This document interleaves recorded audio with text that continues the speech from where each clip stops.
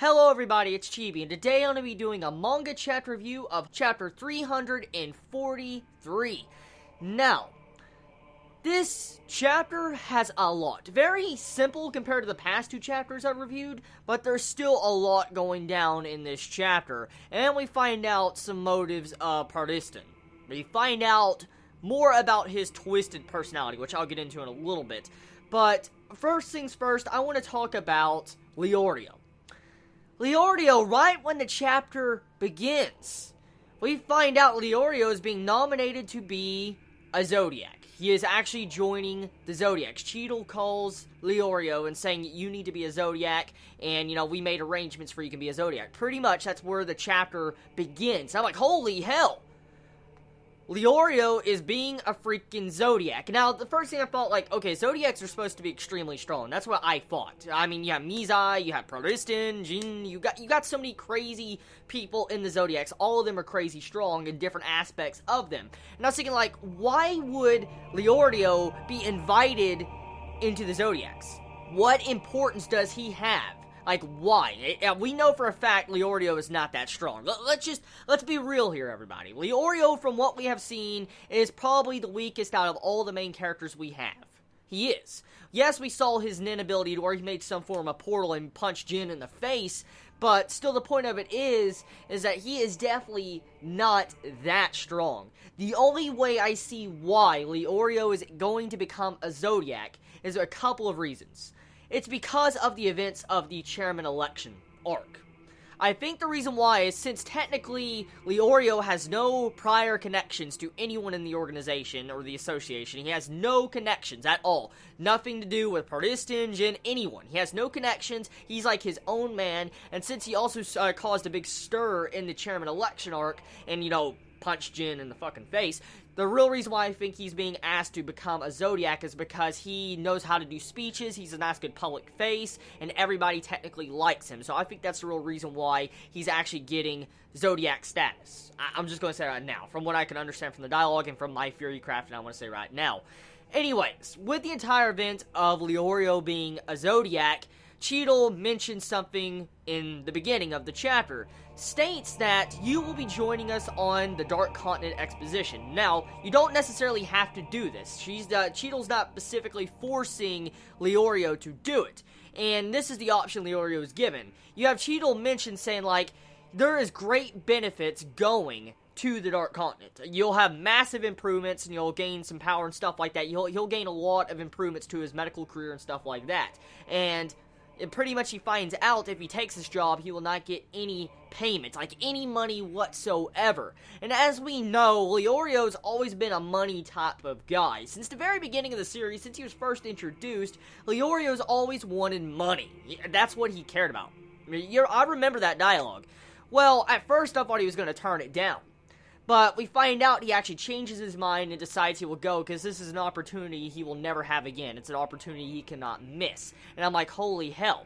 Now, with this entire event, we do know Leorio goes to a school. He goes to a medical school. He has his priorities to where he needs to study for his career, to be a surgeon, be a doctor, to do, awesome surgery in the future to help out people. And, as we know, he has those priorities of studying. Well, in this chapter, Cheadle tells Leorio, she already called way ahead of this entire conversation before she told him about becoming a Zodiac and stuff, and said, we called your school, and we told him that you'll be studying abroad for an indefinite period of time. And pretty much, you will still pretty much be studying, you'll still technically be in school. Cheadle, from what I can understand, will be giving him the grades, they'll be grading him and he'll be studying over there, and he'll be indefinite studying in the Dark Continent. So, right there, what it shows is, this is a really good opportunity, but still, what the hell, Cheadle? You don't do that type of shit, man. Yeah, you should have told Leorio about this. You really should have told Leorio. Anyways, past that entire discussion, Leorio actually says something very intriguing in this chapter I did not expect. He says, since there's technically, one more spot of the Zodiacs left to be filled, for instance, we know how Pariston and Jin both left the Zodiacs. Well, since technically we have Leorio taking that spot of one of the Zodiacs, of course there needs to be one more spot filled. So, Leorio in the chapter actually states who he wants to fill that spot, and he mentions Kurapika. And right there, I was like, oh crap, so Kurapika is finally going to be shown after such a long freaking time. We're finally going to get to see what this little bastard's doing. Now, I want to talk about something real quick. Since technically Leorio is going to be on the medical team, from what I understood from the chapter, he's going to be on the medical team for the voyage to the Dark Continent. And he is going to be, in the medical team. I'm curious, though. Leorio is not that strong as a physical fighter. He's not. And we gotta go figure with the Dark Continent of what it is and how it is with the calamities and these different calamities, freaking human papu pods or whatever the fuck they are. Pretty much, with these calamities, Leorio is going to be exposed to this. And he's not that strong. Let's just be honest here. He's not that strong. He could be kind of classified as almost a civilian, with how technically weak from what we have been seeing from his character. And I am worried, I am very, very worried, knowing how Togashi is, knowing how he writes, and knowing how he can kill off characters, I am scared that Leorio is going to die. I am really scared, because he's going to be a part of the medical team. And the medical team will be confronting viruses, deadly diseases, stuff that normal people not have come in contact with in the known world. Since they're going into the Dark Continent, you should expect viruses, diseases, bacteria, stuff that has never been experienced in the known world. And pretty much Leorio is going to be coming into contact with this stuff. And even the zombie disease. It has me scared that he could possibly die on this voyage. And I hope that doesn't happen. I really, really hope that does not happen. I'm fearful, but I hope it doesn't happen. Because as we know, since there's cruel, harsh nature, there's like no battle to be won. Just harsh fucking nature over in the Dark Continent. It makes me wonder, like, can Leorio survive this? But anyways, moving on. I want to get into the next point. When I was talking about Kurapika, pretty much he actually has an appearance in this chapter, and which actually shocked me. I did not expect Kurapika to be shown so early on into this arc, and to see how he's actually going to be playing a role makes me happy. Now, necessarily though, I wonder exactly where Togashi is going to be taking this arc. I have a lot of questions about that. As we know so far from what I've seen these past couple chapters of this new arc, the Dark Continent arc, I have not seen Gon or Killua at all. I haven't seen them at all. Or Aluka. We haven't seen any of these characters. Or Hisoka. I'm curious, like, are they going to play a role in the Dark Continent? I mean, maybe Togashi's making this arc a lot different. Maybe he's wanting to focus on these other two main characters, Leorio and Kurapika instead of Gon and Killua. Since they had their big arc together with Greed Island and, with the entire bit with Chimera Ant arc and the elections arc technically, maybe he wanted to switch the overall, aspect and perspective of the Dark Continent to Leorio and Kurapika. That could be what he's trying to do with this arc, and if he is, that's really good. It'll give us a lot more development for these characters, because Leorio, honestly, in the course of this series, he's barely had any screen time at all. He barely does. And I love him. I'm a Leorio fanboy. I love the fucking guy. Dude, he's my boy. He is my boy. I love him. Out of all the characters, man, I love his attitude. I love his persona, and he's real. He acts like a real guy. And personally, hopefully he has more screen time. Hopefully this arc will focus more on him and Kurapika. Maybe Kurapika will stop being such a kind of stuck-up jerk, technically, from what I've seen from this chapter and from these special chapters and stuff like that, just Kurapika has kind of become a little bit stuck up. He has. And that's demonstrated in this chapter. I mean, he takes no shit anymore. He doesn't, from what I can see. He's part of, the underground world now, as we see in this chapter, and he's still trying to hunt down his clan's eyes. And supposedly still trying to find out leads to where he could find his clan's eyes, and it's led to where he's going to be going to the Dark Continent because of this. Now, I want to get into the details of this event. So, after the entire bit with, Leorio recommending, Kurapika to become a Zodiac, you switch over to, Mizai actually going to this random building. I don't know where the fuck it's at all. I have no idea where this building is at, but he goes to this building that looks like to have a bunch of thugs and mafia-type people, and he goes there asking for Kurapika, where is he? And these people are just like, oh, he's not currently in at the moment. So Mizai's like, you know what? I'll just wait around until he gets back. And then you have these three thugs kind of try to jump Mizai, and I'm like, dude, this dude's a fucking Zodiac. Why are you trying to jump a fucking Zodiac? And I was like, are we actually going to get to see some demonstration of his powers? And then we do get to see a demonstration of his powers.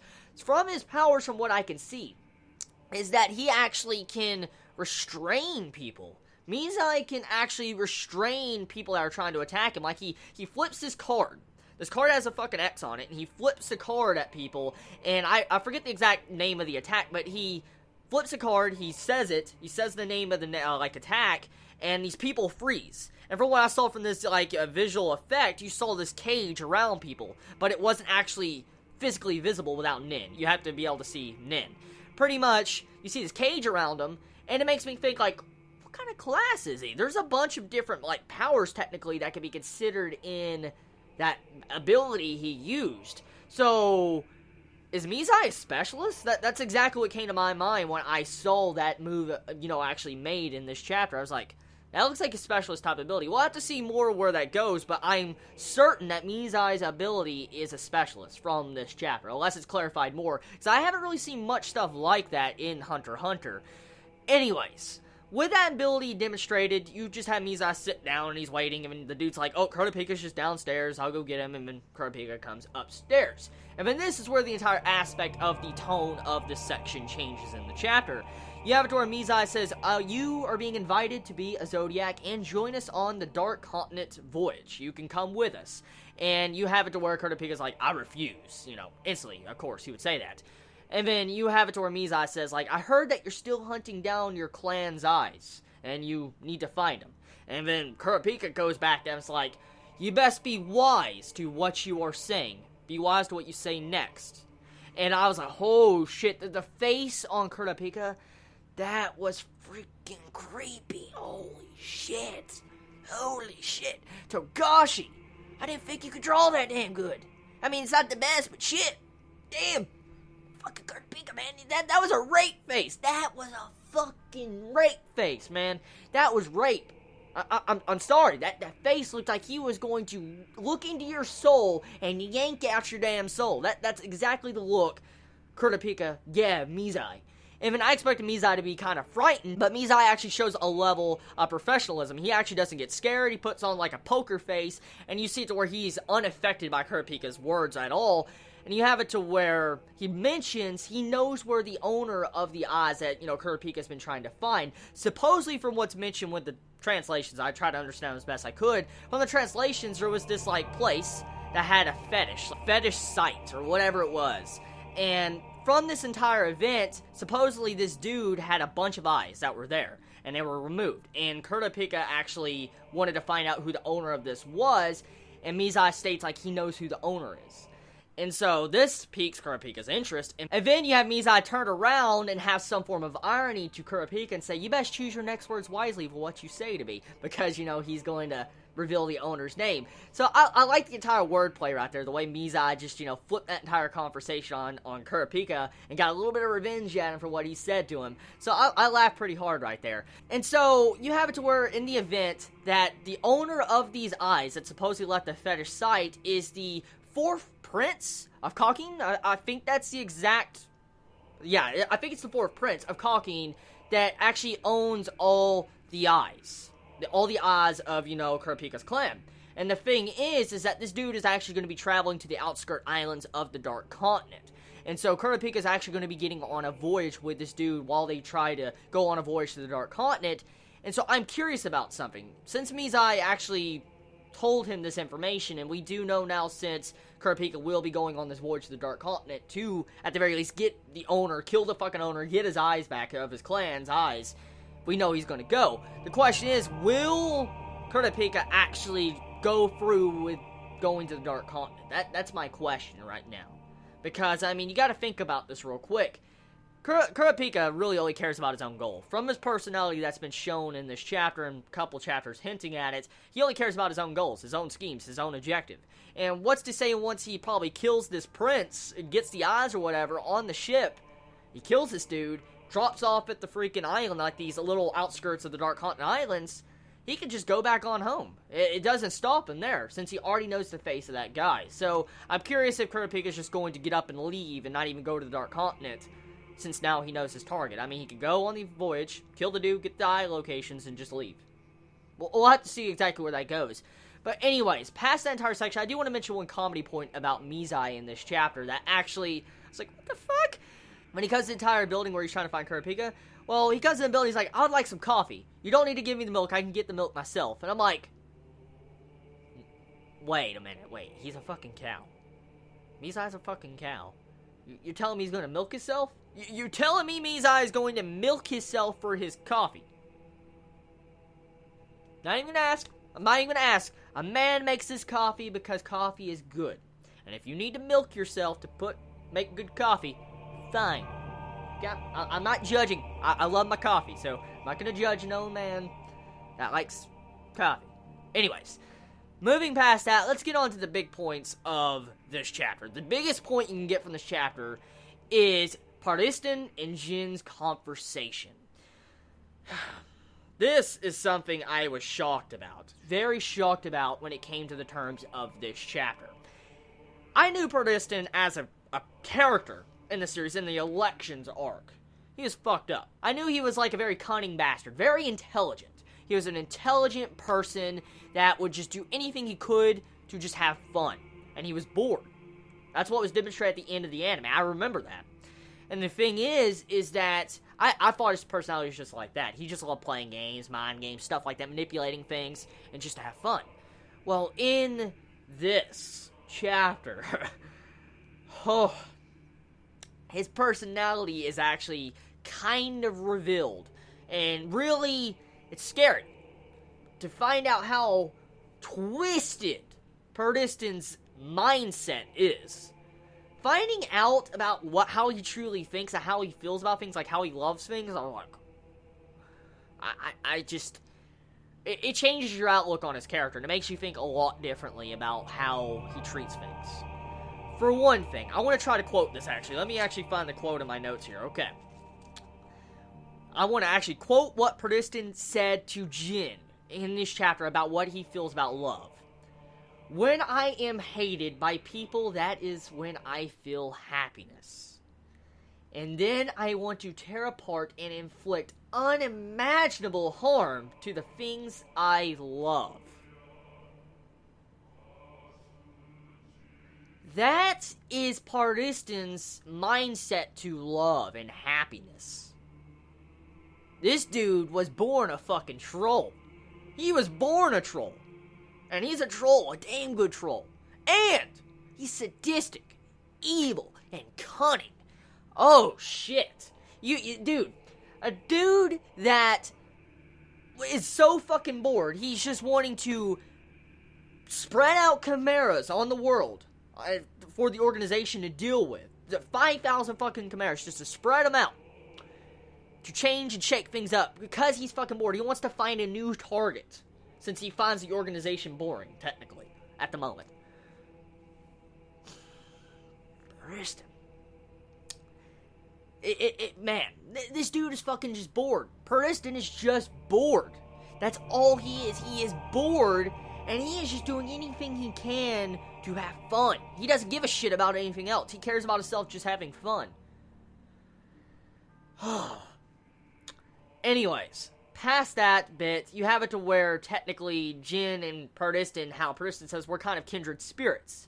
But we don't have technically the same traits. For instance, their motives and different things are kind of different. Since Pariston's kind of twisted and fucked up, technically they're kind of the same when it comes to the levels of intelligence and the way they think outside of the road. Like you know how there's always a road, like the way a person thinks. Well, they always think outside of the road or outside of the box. That's how Pariston and Ging are.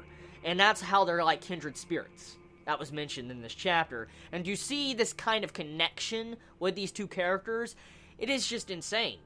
And then their intelligence. That's what it's already been demonstrated quite a while now, even in the anime. I remember the anime, I was mentioning how Jin was just so fucking intelligent to think that far ahead. I was mind blown. Even the way Pariston was thinking so far ahead to try to beat Jin in the entire, battle of minds, pretty much. The entire elections arc pretty much was just those two fucking with each other. That's exactly what it was, technically. It was just Pariston having fun. And to see how smart these two characters are, it is just mind-blowing. Anyways, from what I learned from this chapter, from the translations, I had to read, multiple different translations to get the full grasp of it. Pretty much, from what I understand, is that Pariston is trying to get his underlings, or he has gotten his underlings, into the organization. And he has moved him up into higher spots into the organization, higher status, like, higher politics and stuff. And that technically makes sense with the Hunter election, like the chairman election. That makes a lot of sense with what Pariston's doing. Since the Hunter exam is kind of broken at the moment, it needs to be kind of revised a little bit, pretty much Pariston's able to just put people through the exam, and if he gives them certain instructions and stuff, they can succeed, pass, and he could get his underlings into the organization. And the thing is he's just doing this just to tear things apart, mess up the organization, change everything, and like I said, it goes back to him being bored, just to have fun. And also goes back to his entire love. The things he loves a lot and has a connection to, he will tear apart and destroy, give unimaginable harm to. And that's what he's doing to the organization. Since he loves it, he's trying to tear it apart and ruin it. And that is why he's getting his underlings in the organization, trying to just get in higher status to change things. It's just, whoa. Now, past that section of this, you have a couple of things that are demonstrated in this chapter. For one thing, you have it to where Jin was underestimating Pariston's strength quite a bit in this chapter, constantly. Pariston brought up like 2 or 3 times in this chapter, stating like, I think you're underestimating me with my physical strength. For instance, you had it to where Jin was going out of his way to say like, I'm number 2 now, and he was like talking to this robot girl. Like, yeah, I actually want to mention that. There's this robot doll girl that, is part of Beyond Netero's gang, his gang of Zodiacs, like his Neo Zodiacs, pretty much. Pretty much, you have it to where this doll girl is just leaning up against the wall, and then you have it to where Jin instantly points her out, like, you must be number 1. You have it to where Pariston says, I'm number 2, and then he's like, oh, I'm guessing the rankings don't go by physical strength. And then he's like, hey, you're underestimating my strength and all that. And then he's like, nope, I'm now number 2.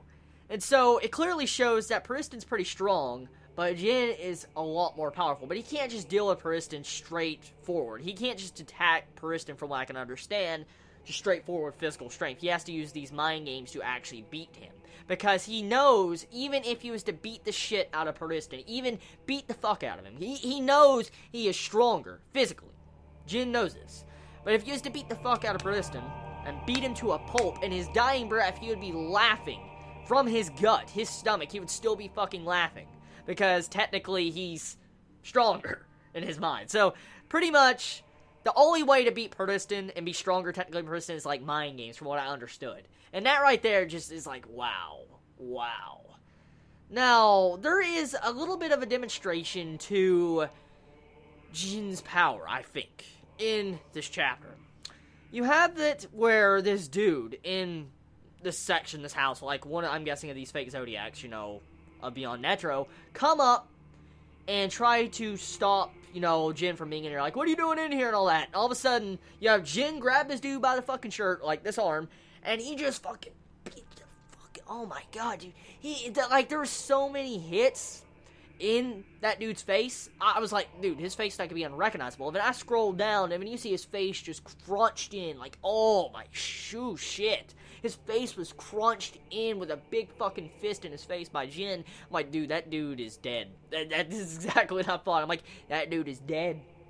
Jin didn't have to do that, but I mean, that's fucking overkill. That dude's dead. And then he goes to the next page, and you see it to where it was an illusion. And I'm like, we've seen this demonstrated before in the Celestial Tower, if I remember correctly, with Killua. If I'm correct. I think I got my information correct. Pretty much, I think we have seen that before. If, like, Nin is powerful enough, you can, like, exert strong emotions and people can see things. Maybe that's what it is, if I got that right. But the thing is, though, Jin doing that, is that demonstrating his powers? I'm curious, because that was pretty fucking scary, because you have this dude just get, like, after that entire bit, when Jin does that to him, he's like, just fucking shaking. You can tell he's fucking shaking. He's like, I'm done, bro. That's exactly what he's thinking. He's like, I'm done. And speaking of that entire punch, the artwork was rather impressive, actually, in that entire scene.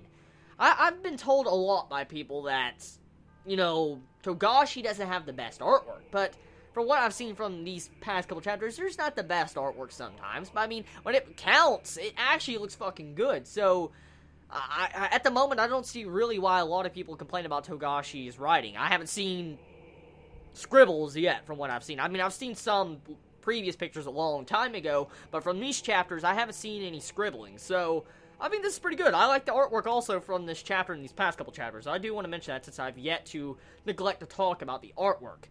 So overall, the progression of this chapter, a lot of progression, a lot simpler than the previous chapters. Holy shit. So it's just the amount of progression in those two other chapters. Ooh, fucking A. This chapter, I was told it was going to be a nightmare, but it wasn't a nightmare, so I'm guessing it must be next chapter. Anyways, overall, wonderful chapter. Going to probably end it here. If I had to rate this chapter of Hunter x Hunter, I want to give it a 10 out of 10, honestly. The dialogue, just the overall character personality of Pariston, finding out more about him, getting to see the connections with how Jin and Pariston think, their intelligence level, Leorio, Kurapika, stuff like that. Honestly, I'd give it a 10 out of 10, or even a 9.5 out of 10. It's around there. I really love this chapter. I do.